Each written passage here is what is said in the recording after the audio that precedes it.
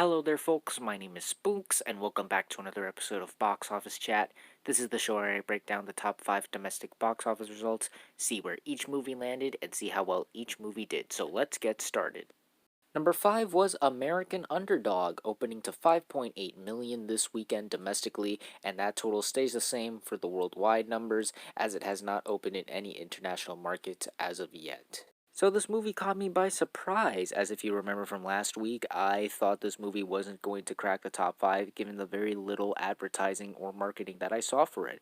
But no, it managed to sneak into the top 5, which was very surprising, and it seems that it's doing well with audiences at the very least. Audiences seem to be really liking it, and it seems like it's kind of one of the sleeper hits of the weekend, but that's still not saying much because this is still kind of a low opening.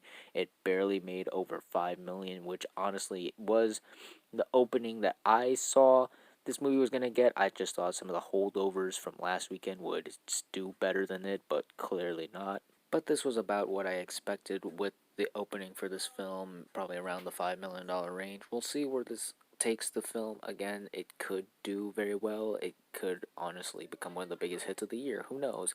But right now, while it is a very surprising start, it is still a lukewarm start for this movie. We'll see how word of mouth takes it from here, but once again, very lukewarm start for American Underdog. Number 4 was The King's Man, making 5.9 million this weekend, and since it opened on Wednesday, that adds to a domestic total of 9 million and a worldwide total of 16 million. As for this movie, I did expect it to land in the top 5, but I also expected it to do really bad, and it did really, really bad. I was hoping at least 12 million for the 3 day and maybe 15 million, and it didn't even manage to do that. That is rather sad.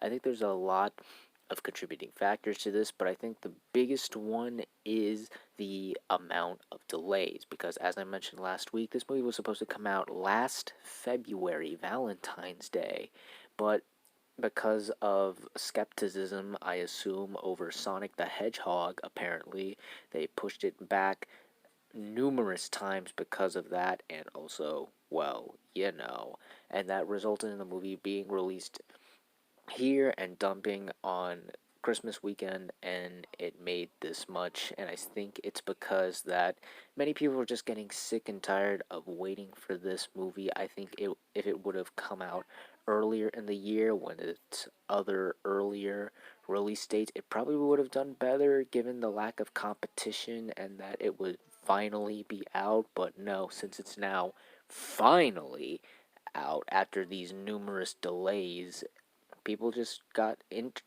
tired of seeing the trailer and the promotional material for nearly 2 years, and just sort of lost interest, which I honestly saw coming, as the reviews and reactions from critics and audiences were not so kind. It's received a B plus on CinemaScore. That is not as good as it sounds for a movie, so this movie's probably going to need to get a major boost in the coming weeks in order to even come halfway of where the first and even the second one's box office success, because this is a rather big disappointment. Number 3 was The Matrix Resurrections, making 12 million, and including the Wednesday totals, that adds to a domestic total of 22 million and a worldwide total of 66 million. So this movie kind of fell short this weekend. It was kind of a disappointment, as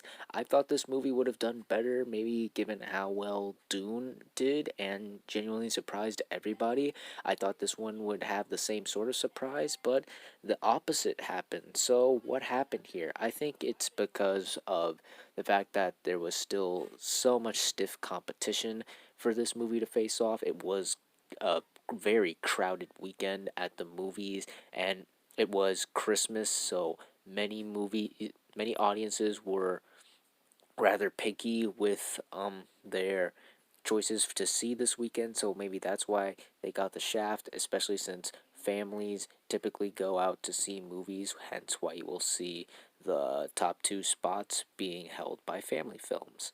or at least movies with a wider audience for them. So I think that's one of the reasons why this movie tanked, is that because it was around the holidays and, well, not everyone in the family can see The Matrix.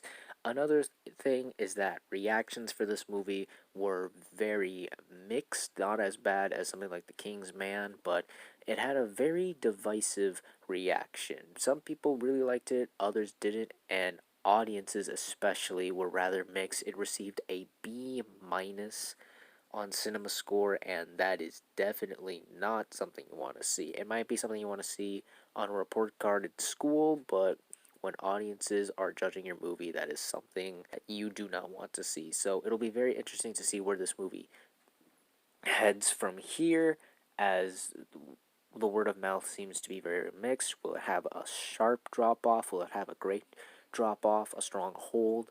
I don't know. We'll see. But yeah, this is kind of a letdown, a huge disappointment. And while the budget hasn't been confirmed, there are statements that say that the film costed a whopping $190 million, and where it's at right now, that is also definitely not a good sign or a good place to be at for your movie. So this movie's gonna need some, once again, another big boost. Maybe the international markets will give it a help, or maybe even the HBO Max numbers will help, as this was also released on HBO Max, and typically R-rated movies released this year by Warner Brothers have shown a significant increase in support on HBO Max rather than theatrical release, as Mortal Kombat, the Suicide Squad, and even the Many Saints of Newark all pretty much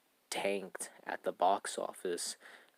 But on HBO Max, they were some of the biggest movies to hit the streaming service and found an audience there. So hopefully that happens with this movie as well. But as far as theatrical and the box office go, this movie's going to need a lot of help right now.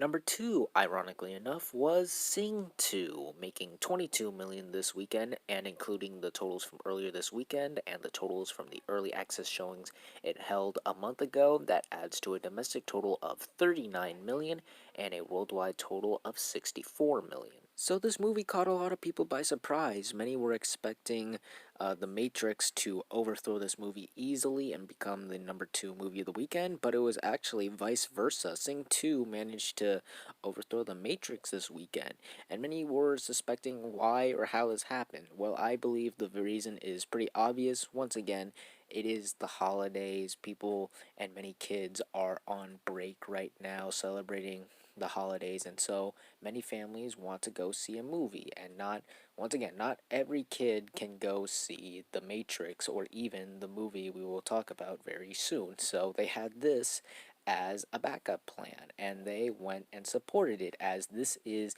the second biggest opening weekend for any animated film released post-pandemic, behind Disney's Encanto from last month, and the third biggest opening weekend for a family film released post-pandemic, behind, once again, Encanto and the reigning champ Space Jam: A New Legacy. So yeah, in my opinion, I think this is a pretty good opening weekend for the film. Of course, it wasn't going to make nearly as much as the first film did back 4 years ago, but I think because of everything that's going on right now, and despite the fact that this is Illumination's most expensive film to date, the budget being only $85 million actually helped this movie out a lot, as compared to the other films listed in this video, except for maybe American Underdog, but again, I don't know the budget for that film.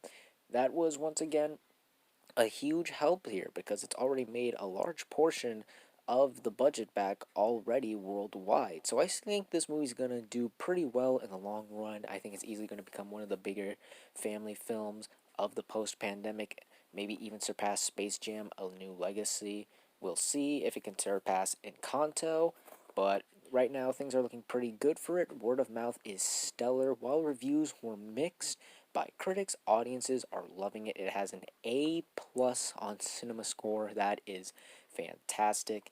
And seeing how there isn't any family animated films coming out until March 11th, when Disney Pixar's Turning Red hits theaters, I think this movie is probably going to play out similarly to The Croods A New Age did when it came out last year and just dominated the box office with its stronghold and insanely great drop off. So I think we're going to see something pretty solid here at the box office. I think this is a pretty good start, and I look forward to seeing where it goes from here. But right now, Sing 2 is off to a pretty solid start, in my opinion. And finally, let's end the video off with the #1 movie of the weekend, and that was once again Spider-Man No Way Home, making $84 million this weekend, and that adds to a domestic total of $470 million and a worldwide total of $1 billion.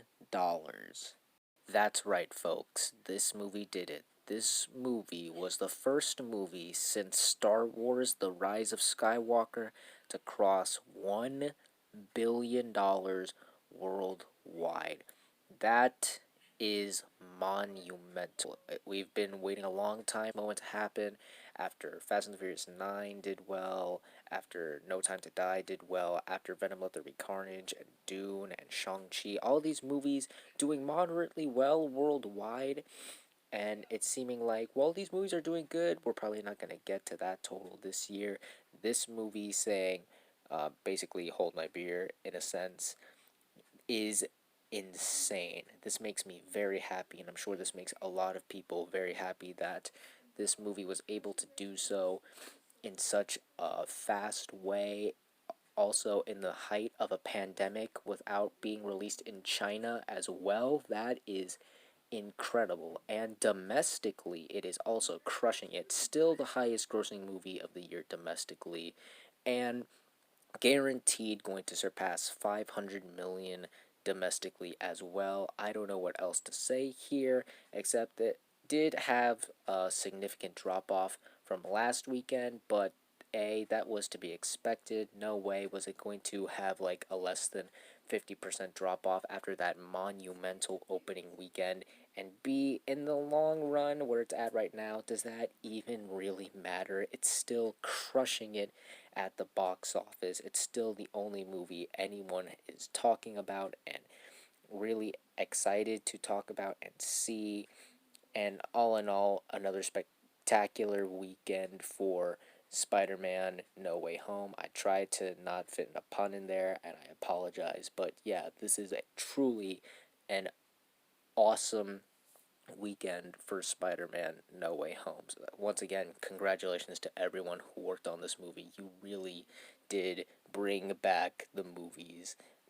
Great job. And those were the top 5 domestic box office results for this weekend, and normally this would be the part of the video where I discuss the upcoming releases and make my predictions for where they would land in the top 5.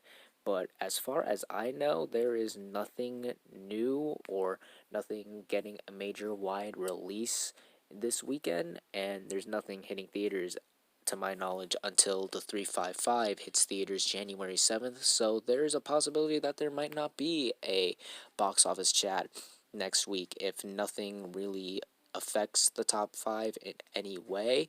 But if there does so happen to be something that does affect the top 5 at the box office, I'll be sure to discuss it and where those movies land on the next box office chat.